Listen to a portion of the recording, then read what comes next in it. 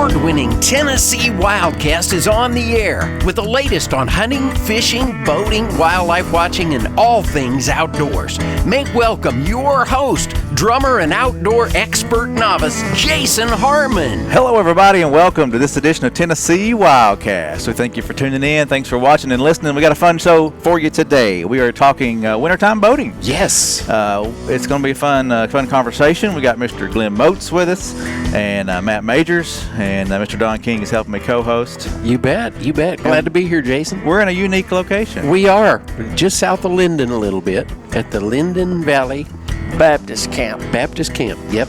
And and this all has to do with law enforcement training and really graduation. Tomorrow is the big day. Yes. Tell us a little bit about what's going to happen with that, Glenn. Well, our new cadets, wildlife officers, have been in our Wildlife Officer Academy, Law Enforcement Academy, for about 22 weeks, and tomorrow's graduation day for them. So they'll be excited to be full-fledged wildlife officers after tomorrow. Awesome. So if you're listening to the show now, then these guys are in the field working now and making things happen. But there's going to be some more information about the Academy come out on Wildcast. We're going to share that sometime soon, and you'll hear more about that. But just happened to be down here for this event and excited about it and thought we'd get you guys on the show. So Sure thing. Appreciate y'all joining us today. Glad to. Yeah, tomorrow this place will be full of moms, dads, aunts, uncles. Fellow officers, supervisors. Yep, exactly. Yeah, the whole team will be here. Right. So. Yep. And I'm sorry I jumped in there without any proper introductions, Jason. Well, that's all right. We'll get to it. That's what just having a good fun conversation. So, let's introduce everybody. Glenn Moats. He's what would you say? Lieutenant Colonel. Lieutenant Colonel. Right. I forget about the different divisions, how it changes, but Lieutenant Colonel of Law Enforcement Agency. Right. Law Enforcement Division. So tell us about what you do. Well, I manage a couple of programs in the law enforcement side. One is boating and boating investigations, and Captain Majors can tell you a little bit more about that, but oversee the training part and uniforms. So I'm in the office mainly a lot, and I manage people more than anything. You've come up through the ranks, so you've been in a lot of different roles throughout your time, right? Right. I started in 1986 as a wildlife officer, and did that till about 2005, and moved into boating investigations, and then about 2010 into this role. So. All right, and then Matt came in and followed you up with the boating investigation side of things. Take on that role, huh? Yes, sir, he did. I did. I seem to have followed Glenn throughout the career that I've had so far, and he's a good one to follow because he's done a lot of good things, and he's been a great mentor to me. But like Glenn, I started out as a wildlife officer in 2002, and then a district boating officer and a lead wildlife officer, and then promoted into investigations in 2010, and I've been there ever since. It's just a tremendous job with a lot of rewards. Yeah, you guys do a great job. All our officers are top notch. So we appreciate everything you guys do and keeping us safe out there. Hey, while we're on the training part, just tell us a little bit about what's different nowadays with the training that's going on as opposed to when you guys came up through the ranks. Yeah, when I came up, there was really no initial on-the-job training. But we did go to the Tennessee Law Enforcement Academy after some time in the field, which is good, basic police training. But throughout the years, we've tried to improve our training for wildlife officers because wildlife officers have really a specialized skill set that they need in their job. And while the Tennessee Law Enforcement Academy is good for what it is, we needed something more specialized. So 3 years ago, we started our own Wildlife Officer Academy that really teaches those skills to the cadets that they really need to do their job as a wildlife officer. Because they couldn't learn everything they needed at the police academy. So we've come a long way. That's neat. Yeah. Yeah, it's a little bit different environment than being on the streets versus being in the woods. It is. Yeah. We're, what we like to say is we're law enforcement off the pavement. So we're in the woods and on the water. Yeah. That's where we are. So, there's different things you need to know and learn in order to do that job properly.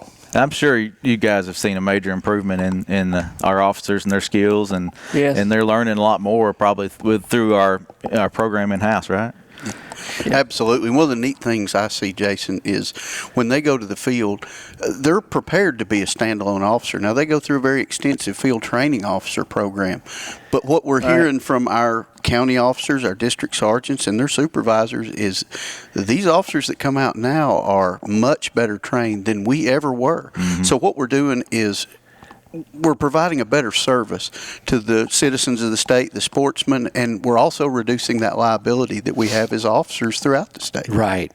So when the new recruits come out now, they're ready to hit the ground running, as opposed to it's going to take me a few months to kind of get up to speed as to what's going on out here. Yes, sir. Mm-hmm. You got it. All right. Awesome. Well, we'll learn more about the academy. We're going to have some of the guys that are really hands-on and behind the scenes, I guess you could say, training these guys. We're going to have them on soon and talk more about that. But today I wanted to cover boating in the wintertime. It's a lot different than boating in the summer. Obvious reasons. Water's colder, air's colder.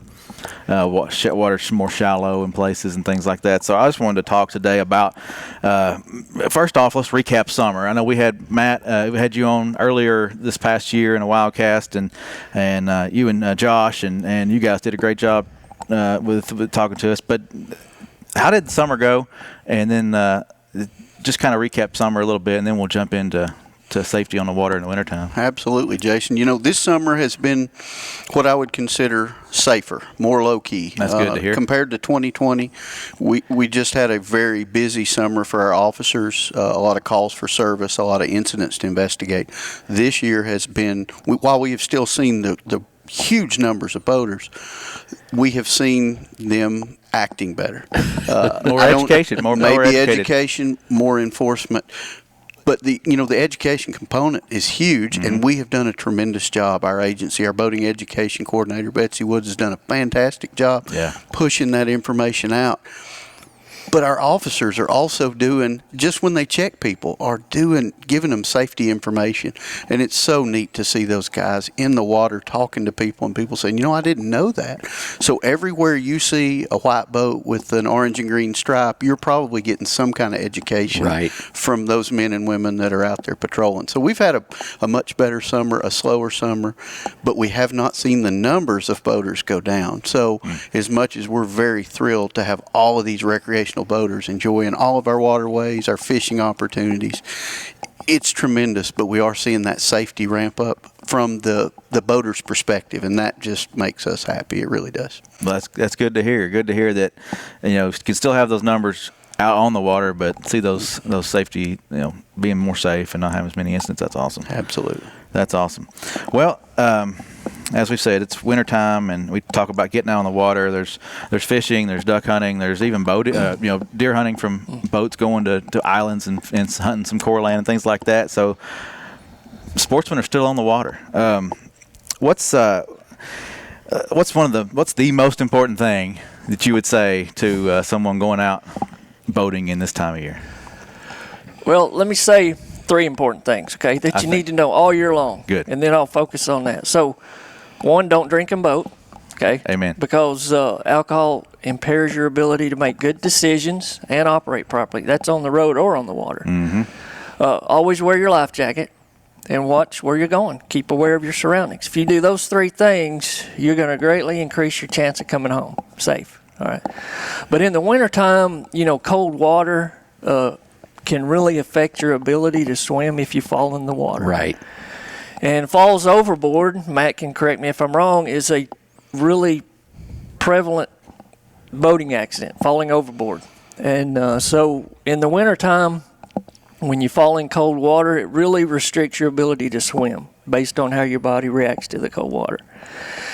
So you really need that life jacket on in the winter. So that would be the main thing I would say is wear your life jacket in the wintertime.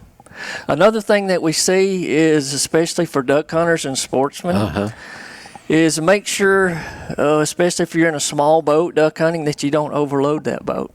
Mm-hmm. Because that's going to if you have an overloaded boat, you could swamp it. You're going to be in the water. So we see that from time to time.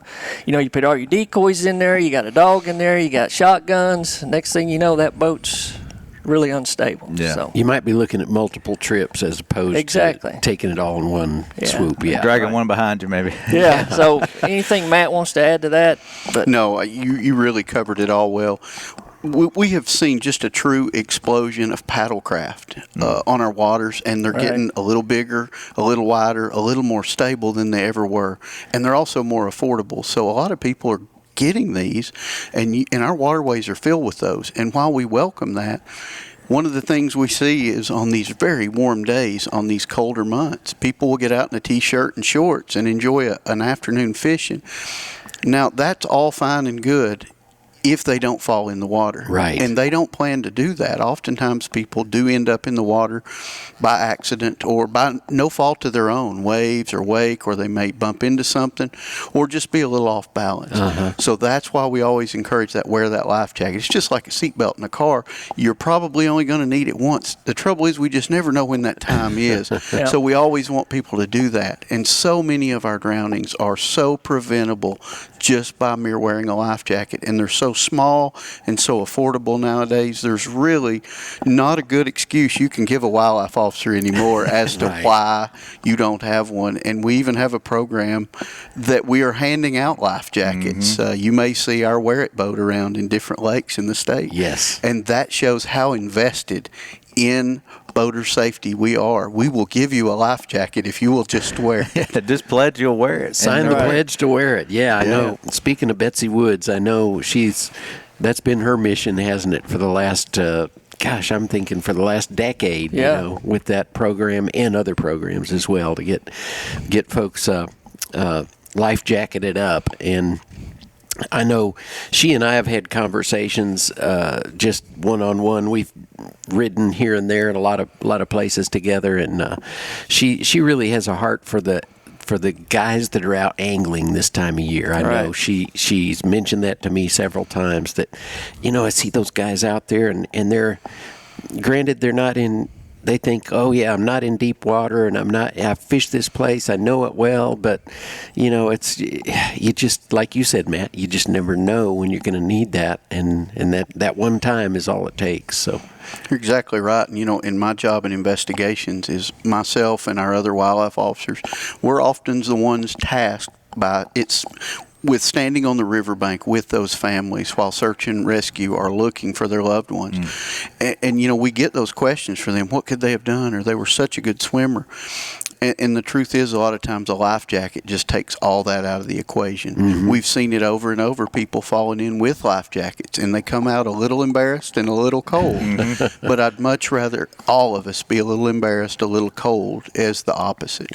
So we really are going to preach that, and we're going to continue to do that because we want a safe and enjoyable boating experience. The more boaters are out there, the better the environment is. I mean, what a wonderful place we live in to have this many lakes and rivers. That's right. We just want people to enjoy them safely. That's all. Yeah. Well, you talk about the weather. Mentioned warmer days. You can have warm days in December, but the water's still cold, right? I mean, we didn't touch on the temperatures, but it could still be 50 or below in the water versus 70 in the air temperature. So you know when you hit that water, it's a shock. Boy, it is. You know, sometimes just that initial gasp, that shock. Sometimes people ingest a little bit of water and gets them just a little too choked up, and then they're not concentrating on swimming. Again, there's a lot of information out there on what happens in the physiology, but the truth is you can, with a life jacket, just float up a little wet and a little embarrassed. And so we're going to keep preaching that because we know that will save lives. We've seen those life jackets save lives. It's pretty simple. Yeah. Another thing that I'd made a note here that Betsy's always gracious to give us some notes and tips here, but dress in layers, right? The more the layers, the better. And then wool and fleece is preferred. Is that right? Helps hold heat in. Right. Yeah. So, and that's good whether you're hunting on land or in a boat. You know. So if you go overboard, it's best to have those clothes on. Keep them on, right? Right. Okay. Yeah. Hey, and you know, we were touching on it earlier before we started today, talking about winter pool, summer pool, water levels vary, especially in East Tennessee. They can vary a bunch. And what challenges does that bring to the table?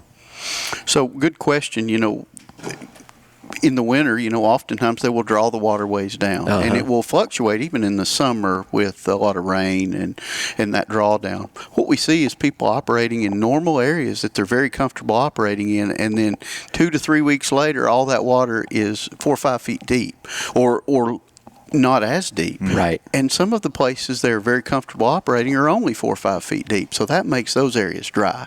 So be very careful out there. Know your lakes, know your rivers, especially when that water comes down. You never know what logs have washed in over the summer and settled out, right. and they may be right below the surface. Those things for our recreational boaters may be just enough to get them unstable at a higher speed and to cause an incident. So even if you're very familiar with the water, it changes every year. And I talk to anglers frequently. Now, I know this water. I know it better than you do, son. And while they probably do, I see the other side of it. And I see the people that stand with us on the side of the river and go, that tree was never there. Right. Where did that sandbar come? They must have pulled the water down too much this year.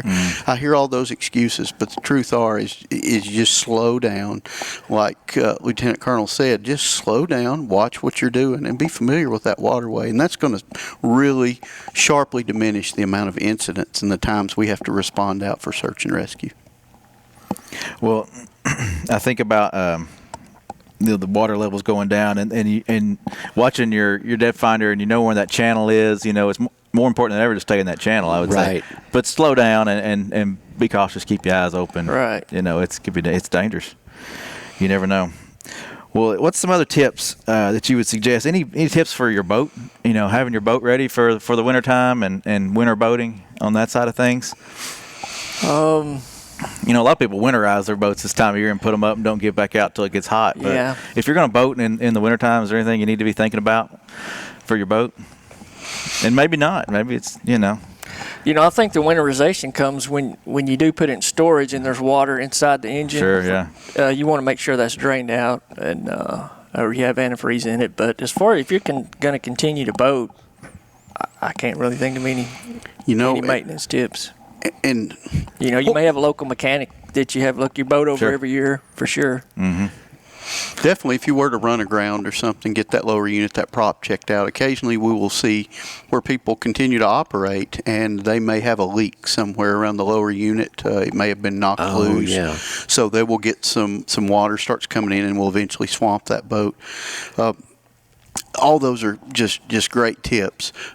One of the neat things that I've seen throughout my career is when I started, everybody said, boating season was in May through about September. Mm-hmm. If you've been to any of our waters in the last 10 years, they're boating 12 months out of the year. They're catching fish. We've got some of the best fisheries there are anywhere. There are people coming to our lakes and rivers from further and further away than I have ever seen in my life because of the tremendous resource we have here. So it's 12 months out of the year. So here's what I was going to say. Expect to see other boaters out there. And just because it's a rainy day, a Tuesday in January, doesn't mean that there's not another boat right around the bend. Don't just pretend like there's nobody else out there, because our lakes and rivers are full of people all throughout the year. So, again, maintain that situational awareness. Always maintain that proper lookout. And then just drive with that due regard, that caution, from look all the way around you. I think about, the summertime we talk about clean, drain, dry. Is that still important in the wintertime? It's always, when you move boat from water to water, it's important to make sure you're not transferring. Yeah, it is. And things like that. But in the wintertime, is that still it's a good habit factor? to stay in. Yes. Yeah. So, all right. Well, anything else y'all want to encourage guys out there on the water in the wintertime and tell them anything that they ought to know, guys and gals, whoever might be out there fishing or hunting or one of the things that comes to mind for me is take a boating education course. In the winter, you're always looking for things to do. Oftentimes, your insurance will give you a discount on it. But in my years of teaching boater ed to younger folks, the parents would always sit in the back of the class and be a little skeptical and say, they're making us be here. But I can't think of a time where at least one parent didn't come up and talk to our officers and go, I learned a lot. So we don't know what we don't know sometimes. So take a boater ed class, even take the home study course, whatever it takes in this off season, and whatever you do today, education-wise, is going to make our waters safer in the future, and that's really what our agency's about. And just a reminder, if you're born 1989 or after, you're required by law to have that class. So I was going to try to stump you there. That's my next question. Yeah. What's that cutoff? So January 1st, 1989, Yep. born on or after date, you're required to have that certification. Right, and you can do that a lot of different avenues. I know there's sometimes during COVID we had some Zoom classes going, to be able to take that, and a lot of libraries offer that. Right? What's some other options? Best way I direct everybody, look at our website. Yeah. You can go to each region, and then you can look under boater education. It's going to give you where those classes are going to be, if the agency's offering any, or if you can do a self-study and then take the course at a local, just like you said, a library or another place that the agency has set up. So. I know at the boat shows, especially the Nashville boat show, you guys always have a good couple of days worth of classes there Betsy as well. usually sets that up. So that's another thing to keep in mind too. Yeah, you go check out the new crop of boats that's available, and take a class. In the meantime, take a boating class. Yeah. Great. Yeah, it's kind of like hunter education that way with the parents and stuff, because so many times a parent will come with a younger person and take home a lot more than they expected to when they attend those classes. So that's good news. Right. That's a good plug on our website, tnwildlife.org. I mean, there's a lot of good information there. Information on the classes, like we've talked about. Right. Information on the requirements for your boats, depending on how large a boat you have. There's requirements for what you have to have on board and all that fun stuff. And for questions too, I'm sure Matt gets forwarded a lot of these questions from Ask TWRA, and that's a good way if you have a question to ask. Do that or give us a call. We're glad to answer it. Yeah, right there on our website under Contact Us at the bottom of the page, there's a link there for asking us any questions. And we do respond to those. Mm-hmm. And those get forwarded to the right department. They do. Too. Yeah. I get them a lot. Yeah. But yeah, that's another great a great tool right there, our website, to get all that information. And we've got videos and all kinds of fun stuff out there for people to review and watch and learn more. So Yep. Well, when you're not on the water patrolling or recreating on the water, what else are you doing? Are you out hunting and fishing any at all this time of year and getting out and enjoying? I know Matt, you mentioned you were going to take your daughters out here pretty soon and go. Yeah, I look for every excuse I can. They stay so busy, them being teenagers, and oftentimes it's hard to get time with them. But we've just started scheduling things, and we're going to make it happen. So yes, got some hunts coming up with my daughters. It's just like that song, she thinks we're just fishing. The truth is get outdoors, hunt, fish, take your kids out there. I have yet to find anybody, no matter how tall or how short or what you look like, that has ever left a fishing or a hunting trip without a smile. So oftentimes it's not about what you harvest or how much you catch. Get out there with your family and friends, and that's what I love doing. And I'm just so thankful that we have a sport like this where my kids can enjoy that. Something I've enjoyed since I was just a little fella. All the way up, they can continue to pass that on to their kids. So that's what we're all here for. Yeah, true. Yeah, it's fun. My son got his first squirrel this past Thanksgiving, so that was a fun hunt and exciting more exciting for me. I think I hollered and screamed and had more fun than he did. I'm not so sure, but yeah, it's fun to get out there and make memories with your family and all that good stuff. Well, Glenn, how did you get introduced to the outdoors? What piqued your interest to get into this line of work?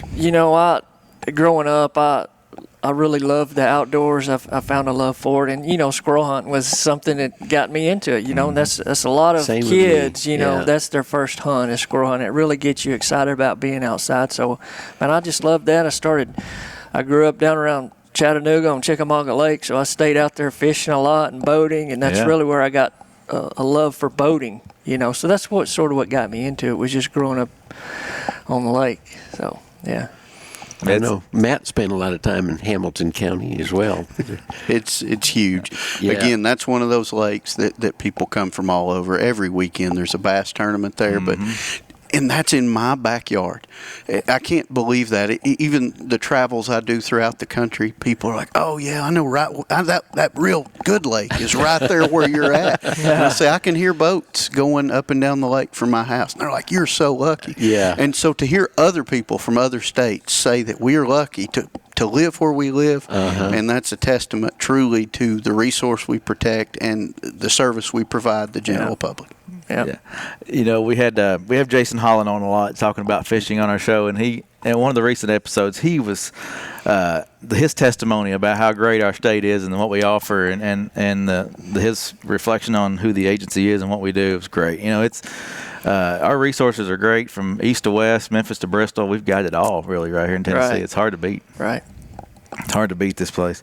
Well, Don, you know, we normally start this show and advertise these hats that we're wearing. I know. We saved it till the end. I guess so. Maybe we should do it right now. What do you think? I was thinking we didn't advertise. I love this one that I'm wearing. It's got a small logo on one side. It's kind of offset, and it's a different style, and it's growing on me. Yeah.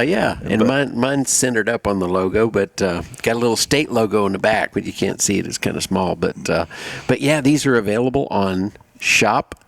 I'm testing you. No. Go Outdoors, Tennessee. GoOutdoorsTennessee.com. The same GoOutdoorsTennessee.com, just put a shop dot in front of it. Yep. So.